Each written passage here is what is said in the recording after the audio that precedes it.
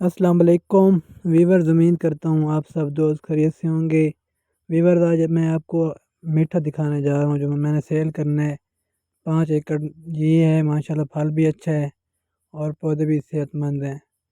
یہ دیکھیں ذرا، اور جس بھائی نے لینا وہ مجھ سے رابطہ کرے۔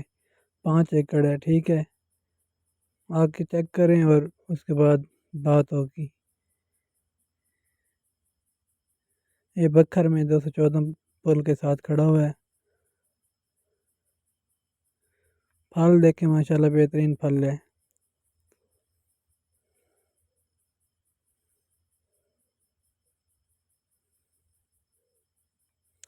پورے میٹھے میں اس طرح ہی پھل ہے جس طرح یہ آپ کو نظر آ رہا ہے مکمل۔ میں نے چند پودوں کی ویڈیو بنائی ہے، ٹھیک ہے ویورز، جس دوست نے لینا ہو رابطہ کرے۔